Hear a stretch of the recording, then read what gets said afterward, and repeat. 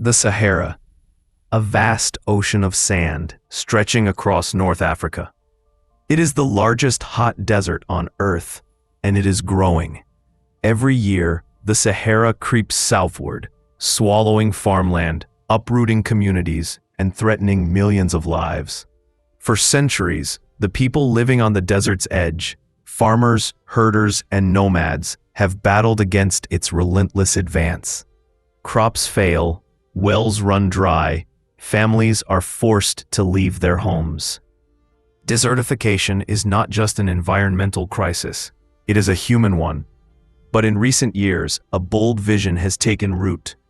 Across the Sahel, the fragile band of land between the desert and the greener savannas of Africa, the United Nations, together with local villagers, is attempting the impossible. Their mission is to hold back the desert, to heal the land, and to prove that even in the harshest of environments, life can return.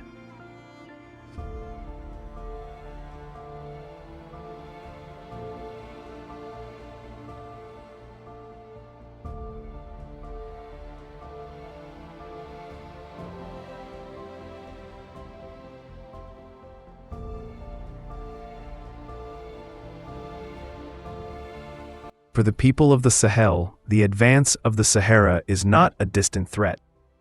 It is their daily reality. Farmers watch their harvests wither as fertile soil turns to dust.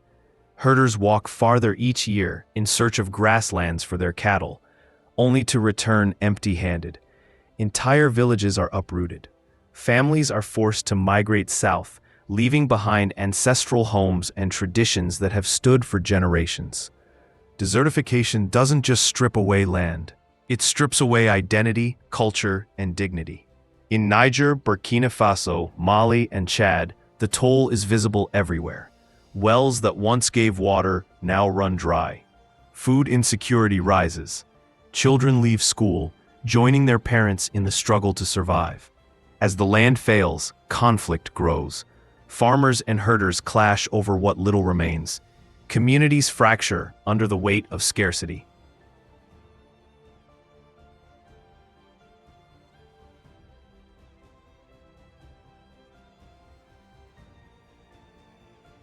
And the numbers are staggering. The United Nations estimates that more than 80% of the Sahel's farmland is degraded. Across Africa, as many as 65% of productive land is losing fertility, pushing millions toward hunger. If nothing is done, the Sahara could displace tens of millions more in the decades to come, creating waves of climate refugees not only across Africa, but around the world. But amid the hardship, there is resilience. The people of the Sahel know this land better than anyone. They carry ancient knowledge of how to survive on the edge of the desert. What they need is support, resources, tools, and global solidarity to fight back against the creeping sands. This is where the United Nations has stepped in. Together with communities, they are trying to reverse the damage, to restore dignity and food security, and to turn a story of despair into one of hope.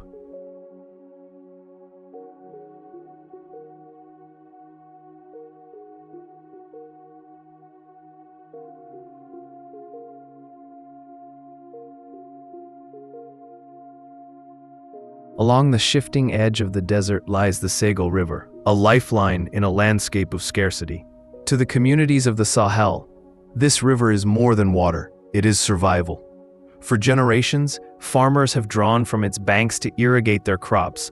Herders bring their animals here, relying on its shallow currents to keep their cattle alive. Children play along its shores, their laughter echoing in stark contrast to the silence of the surrounding desert. But the Sahel River is more than just a source of life.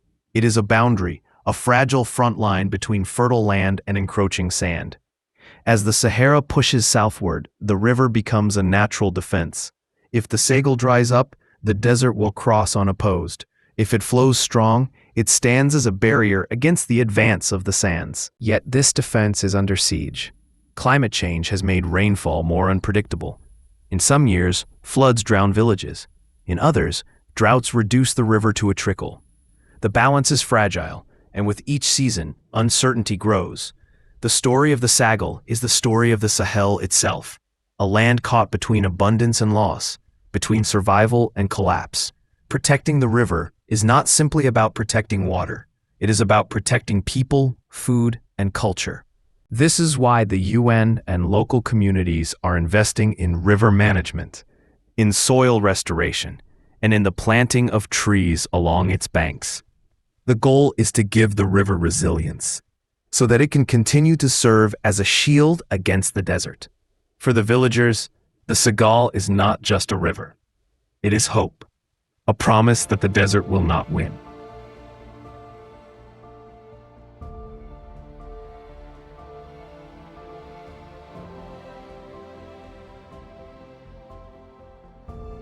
In 2007, African leaders stood together and declared a bold dream to stop the Sahara in its tracks. Their vision was as simple as it was audacious, a wall of trees stretching across the entire continent. The project became known as the Great Green Wall, spanning more than 8,000 kilometers from Senegal in the west to Djibouti in the east. It would be the largest living structure on Earth, 3 times the size of the Great Barrier Reef. Its purpose: to restore degraded land, capture carbon, secure food, and create a barrier strong enough to hold back the desert.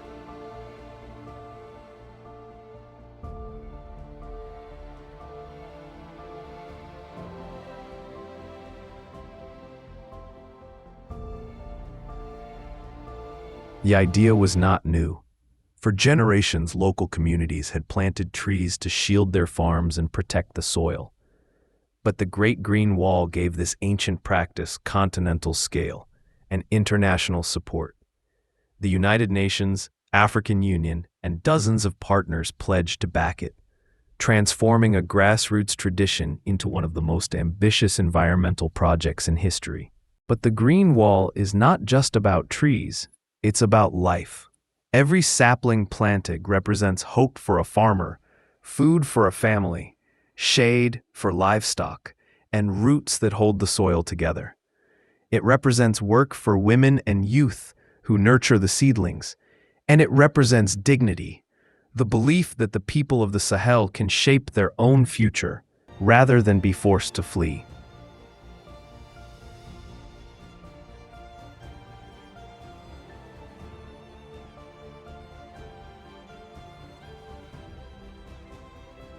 Progress has not been easy. Planting trees in arid land is a struggle against the elements, against funding shortfalls, and against time itself. But where the wall has taken root, the transformation is undeniable. Barren soil begins to heal. Water returns. Fields turn green. Villages thrive. The Great Green Wall is more than a line of trees. It is a vision for a greener, safer, more resilient Africa. And with every season, that vision comes closer to reality.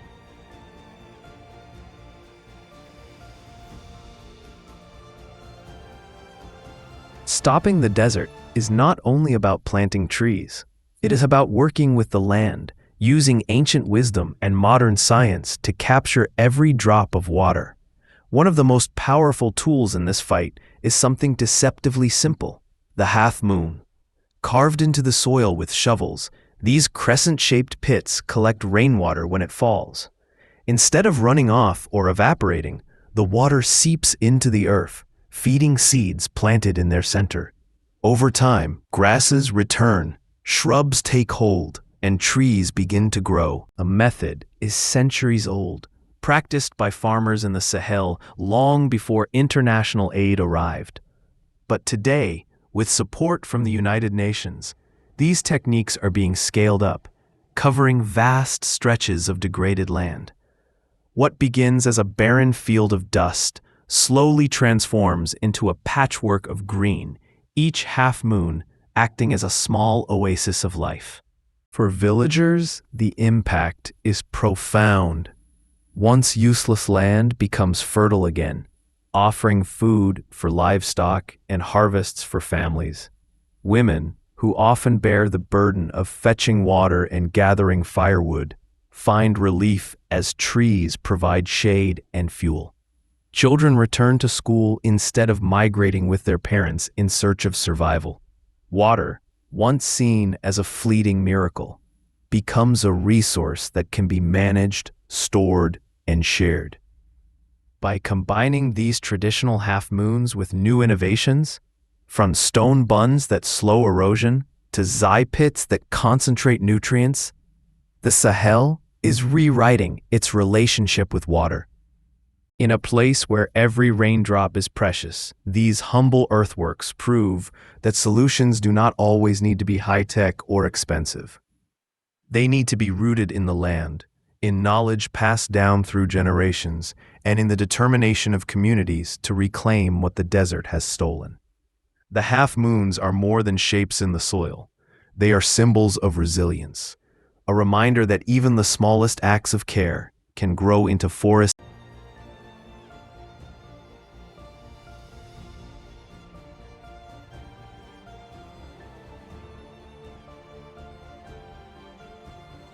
In the Sahel, the battle against the desert is not fought by machines or by governments alone. It is fought by people, villagers, farmers, herders, and families whose hands turn dust into soil and whose hope fuels every seed they plant. The United Nations has provided tools, training, and funding, but it is the people themselves who breathe life into the Great Green Wall. From Senegal to Ethiopia, communities have taken ownership of the project, blending traditional practices with new techniques and proving that true change must grow from the ground up. In many villages, women's cooperatives lead the way. They raise seedlings in community nurseries, planting them along fields and riverbanks. They manage tree groves that provide shade, fruit, and firewood, and they pass on knowledge to their children, the next generation of Sahel guardians. Youth, too, play a vital role. Instead of migrating to overcrowded cities, young people are finding work in tree planting, land restoration, and eco-businesses tied to the Green Wall. For many, this work is more than a job. It is a way of restoring pride in their land and dignity in their future. Partnership is at the heart of this effort. UN workers walk beside villagers in the fields, shovels in hand, planting side by side. International scientists share new methods, but they listen, too, learning from the wisdom of elders who know the land's rhythms better than anyone. And the results are visible. Villages once on the brink of abandonment are reviving. Green shoots rise where there was once only sand. Families that once depended on food aid now harvest their own crops. The fight against desertification is often painted as a battle of science or policy. But here in the Sahel, it is clear. The true power lies with communities. The UN can offer support, but it is the people who are turning the tide, proving that when local hands and global solidarity meet, deserts can be pushed back and life can return.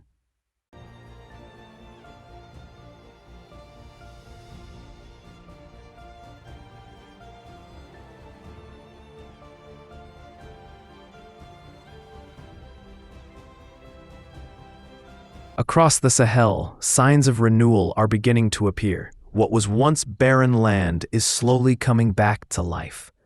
In Niger, farmers practicing land restoration techniques have brought back more than 200 million trees to their fields. In Ethiopia, once eroded hillsides are now green with grasses, supporting livestock again.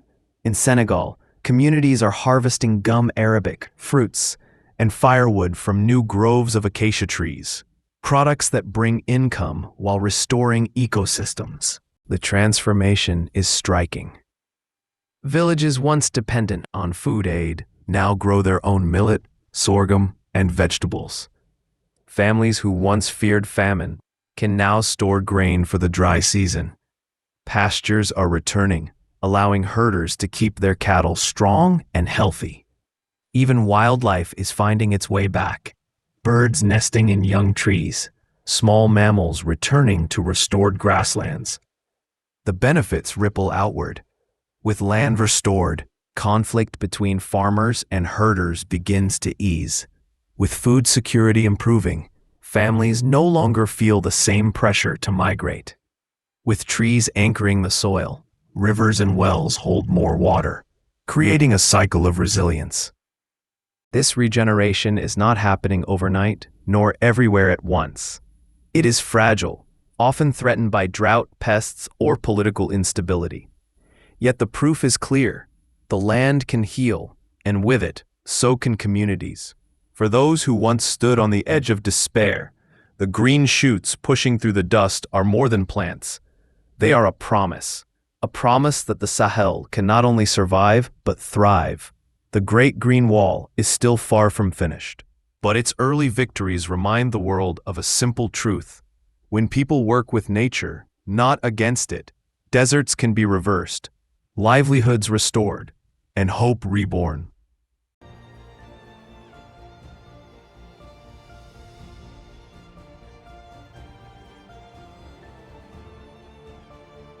The battle against the Sahara is far from over. The Great Green Wall is only about 20% complete, and vast stretches of the Sahel still struggle under the weight of drought, poverty, and instability. Yet what has already been achieved proves something powerful. The desert is not invincible. In the restored lands of Niger, Senegal, and Ethiopia, the evidence is visible. Trees stand where there was once dust, wells run deeper, fields yield food. Communities once abandoned are alive with laughter and trade. These are not just stories of survival. They are stories of renewal. For the United Nations, the Green Wall is more than an environmental project. It is a blueprint for climate resilience, proof that with the right investment, even the most fragile ecosystems can be restored. It is also a model for the world. From the deserts of Central Asia to the American West, the lessons of the Sahel can guide how humanity responds to drought, land degradation, and a changing climate. But perhaps the greatest lesson lies not in the scale of the project, but in its spirit. The Great Green Wall is a wall not of concrete or steel, but of cooperation, community, and care for the land. Every tree is a declaration of defiance, every root a commitment to the future. If completed, the wall will restore 100 million hectares of land, capture 250 million tons of carbon, and create 10 million jobs. But its true power lies in something less tangible: hope. Hope that humanity can unite to protect the planet. Hope that deserts can be reversed. Hope that a greener, more just future is possible. As the sun sets over the Sahel, the horizon tells a story. To one side, the sands of the Sahara stretch endlessly. To the other, a ribbon of green rises, fragile yet determined. The outcome is not yet written, but for the millions who call this land home, the fight continues. The question is not whether the desert can be stopped. The question is whether the world will stand with those who are planting the future, one seed at a time.